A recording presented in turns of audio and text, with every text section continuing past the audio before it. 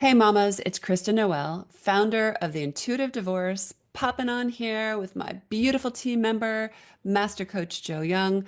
We are hot out of the class and wow, we just never know what's going to pop up from class to class because obviously, especially a woman going through divorce, she doesn't know what's going to happen from day to day, week to week. But what was really interesting there was a theme that just kept arising about children. And of course, we're getting towards the end of the school year, and there are going to be a lot of shifts in routine and scheduling and feeling disrupted by that, as if you need any more disruption. But it's probably a really good time to consider how you are going to maneuver through that. One mom in particular we're talking to today, we're mentioning that, you know what, it's also a time once all those ducks are in a row and you're waiting for court dates or appointments with attorneys, it is okay, permission granted to take some time off from divorcing and be present. Be present with your kids.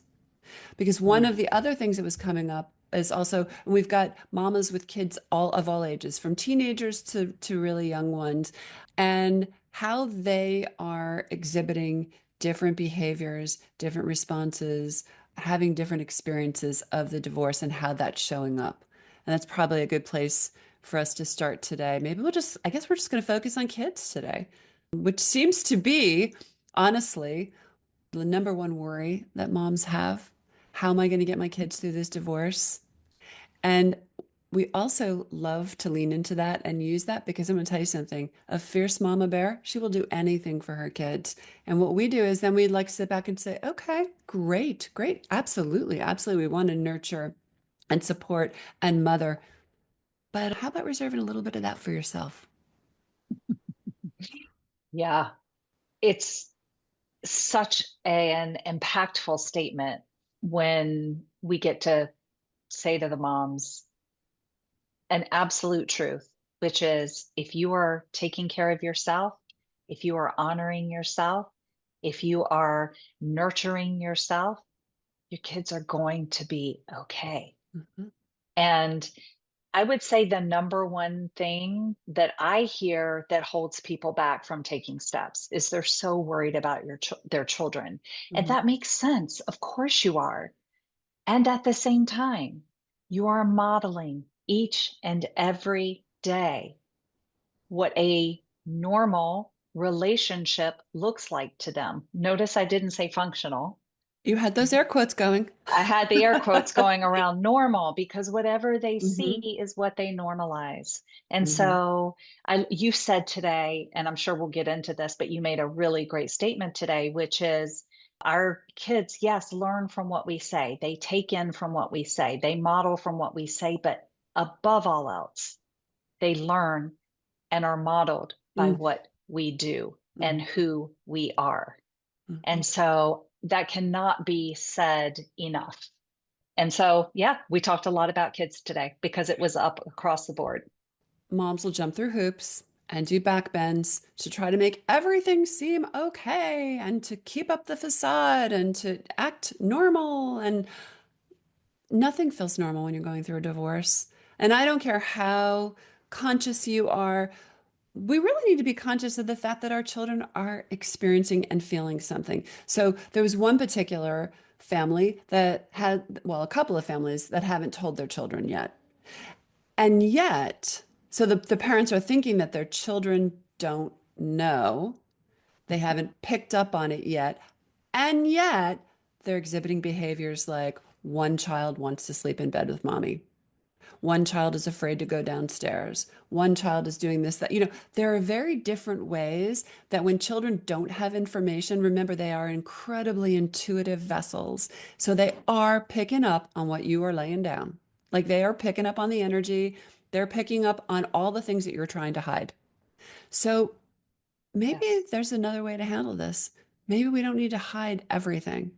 And now the caveat to that is I'm not saying lay it all out and let them know everything that's going on, but it's really more about teaching them to have some agency over their own feelings and checking in with them and kind of normalizing that, like checking in. Hey, I'm just checking in. How are you feeling? What's going on? Or what is coming up for you about that situation? Well, what's going on that, you're coming in and wanting to sleep in mommy's bed or whatever it is. Try to, you know, extract through questions and curiosity and the safety of allowing them to express what's going on and helping them unpack it because a lot of times they don't know what's going on, but they're feeling Yeah, it. They're feeling it. it's so true. And I'm even going to take that back one step further because in order to do that, it also requires you to do the same for Oh, yourself. yeah. Because the only way that Mm-hmm. you're going to be comfortable with your children's feelings is if you're comfortable with your own. The Mm-hmm. only way you're going to feel comfortable asking them about themselves and what's going on for them is if you can also check in with yourself. So it becomes almost this really beautiful, I don't know, I just got this image of like this really beautiful harmony of things that can be revealed because you, mama, are revealing them sometimes for the first time yourself. You might be checking in for the first time with yourself around what is really going on with me and what am I actually feeling.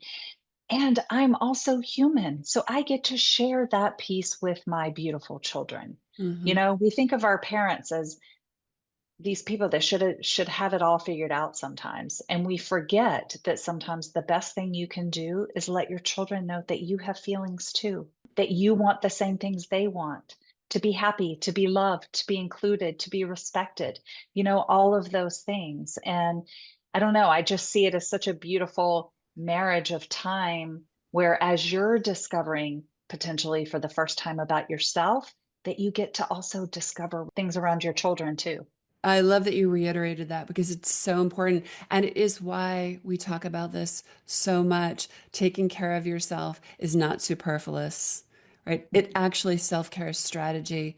Time and time and time again, we see it in motion that when a mama takes care of herself, she transforms the condition that she's in so that she can show up for all the tough stuff, so that she can show up in the way that she wants to mother and the way that she wants to move through the world. And as Joe so beautifully just said, sometimes it's messy. And guess what? Yes, sometimes life is messy. Sometimes we don't handle everything perfectly. We don't say the perfect words. We don't show up in the perfect way.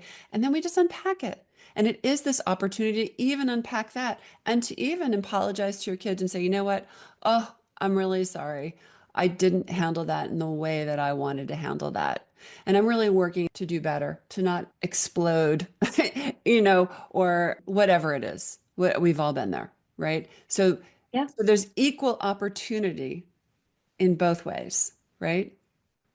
Yeah, there really is. And I think, again, going back to the modeling, it's like it's the same thing we would say to our children in those scenarios, which is what could you do better next time, right? How would you want to shift that differently the next time around? We don't shame them, we don't Mhm. judge them. We simply say, what do you learn from that? And how do you take that forward?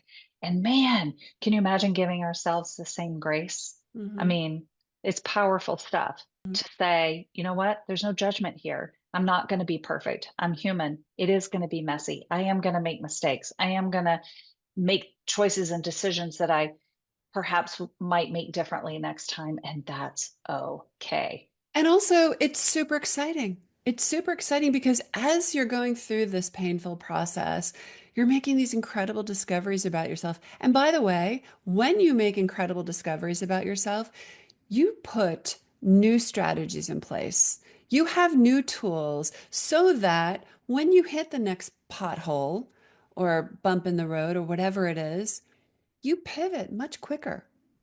You know what works. You know how to recalibrate. You know what feels good and what doesn't feel good because you've done it.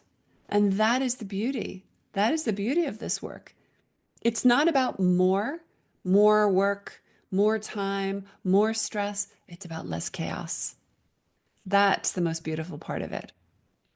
It really is. And we did talk a lot of strategy today around with a mom that's getting ready to have this discussion with her children next week. And, we talked about very specific strategies and things, and those are all so important. But you started this conversation, Kristen, with something that I want to make sure we pivot back to, which is presence. We get so, I think, tied up in all the things that we want to do right, that we forget that the most important thing that we can give is our presence, Hmm. is our undivided attention. Because how many of us are multitasking and trying to parent at the same time? And listen, it makes sense. You're so used to perhaps avoiding things in a dysfunctional relationship that sometimes you forget to bring yourself back to the party. And so, of all the things as you're moving into these summer months with your children, is really be present and be aware. Such good advice. I'm just thinking about, one mama also, it's like, worrying about asking her kids questions and they just would give one. Well, first of all, they're boys and they're teenagers. So boys and teenagers tend to give one word answers when you ask them how their day was or how are you feeling or whatever it is. And it's also like when you have the presence of mind to nurture yourself and to take care of yourself and to be grounded and to just like shut out all the noise, it's like then you can be present for your kids and those conversations and find ways. What we said to her is, okay, where do you guys connect? Where do you have fun? Like, where do you actually have fun with your kids or have good conversations? And she actually said the two times that she does it when she's in the car, which I can attest to, the same thing, um, or, bedtime. And I was like, great. Seize these opportunities. And you know what? Don't multitask. Shut off and carve out some time to just be present with your kids. Go for a drive. Go get an ice cream cone. Go, put some music on. You'd be amazed how just that just kind of calms, shut the rest of the world out, shut the divorce out, shut the noise out, be present with your kid. That's how you get more than one word conversations. Yeah. And ask open-ended questions, Hmm.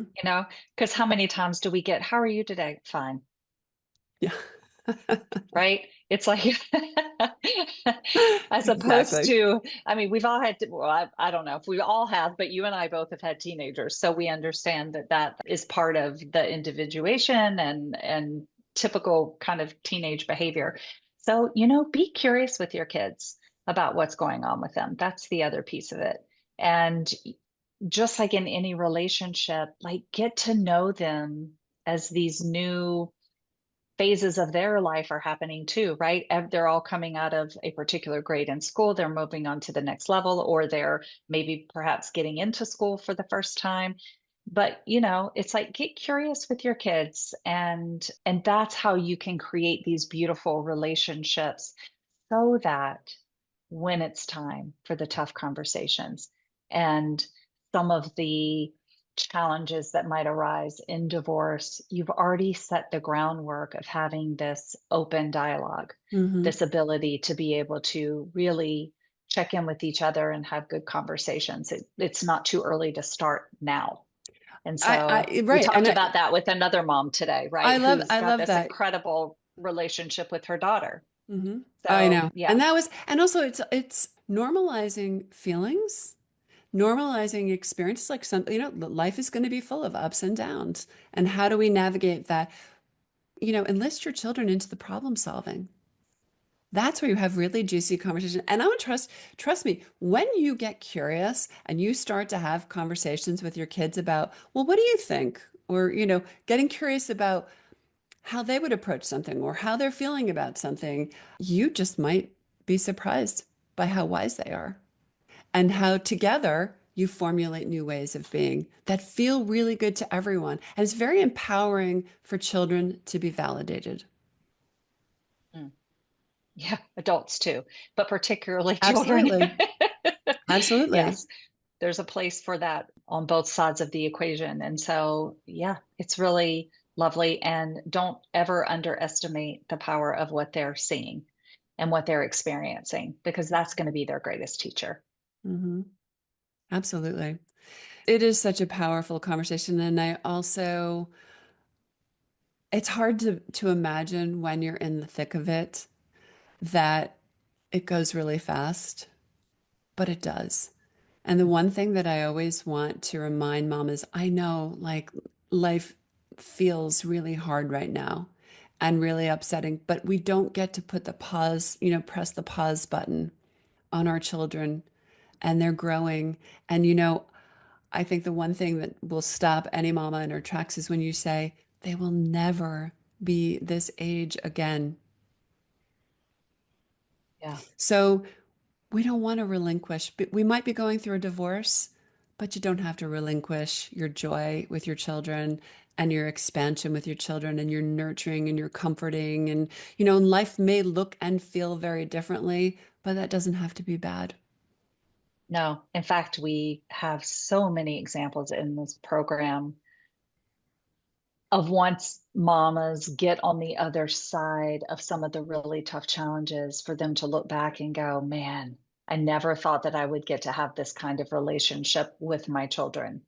And it is one of our greatest joys as Hmm. coaches that have guided women to that space. I mean, it's amazing what is possible. And it all starts with you, mama. Well, and I'll piggyback on that because they may have never imagined that they could have such a delicious relationship with their children. I don't think they ever realized they could have such a delicious relationship with themselves Mm, and that they could yeah. come back alive again and that they could reclaim all of the lost pieces and parts. I know it's a journey to hear. And for many women, they've been repeating patterns that have been very self-defeating for a long time. So it's not going to happen overnight, but it's a really exciting journey. Divorce is difficult, but it is full of opportunity for you. And you're here for a reason. So we're just going to leave you with that today. We want you to just know that your presence for yourself and for your children in this divorce and every day forward is the greatest gift that you can offer. Mm, so true. So true. So true. So true. So Yes. take care of you, mama. Take care of you so you can take care of business. So you can take care of the business of this divorce and designing that gorgeous new chapter and having just the most delicious relationship with your children and creating the safety and capacity for them to feel what they feel and to just get through what you guys are all navigating right now. And it is really the core of why we love this work so much because the Mm, tentacles of healing are felt and it just ripples out. So we encourage you to check us out at the Intuitive Divorce, intuitivedivorce.com over at our website and stay connected with us, get on our newsletter list. And if you're curious, reach out for a free strategy call because we are literally seeing women transform their lives. It's like one mother at a time, changing the outcomes and the experiences of their divorce and lives and all to come. So we just want to send you a little love note today and thank you for being with us here. yes. Thank you, Kristen. Thank you. I got my heart a little. Bye. Bye.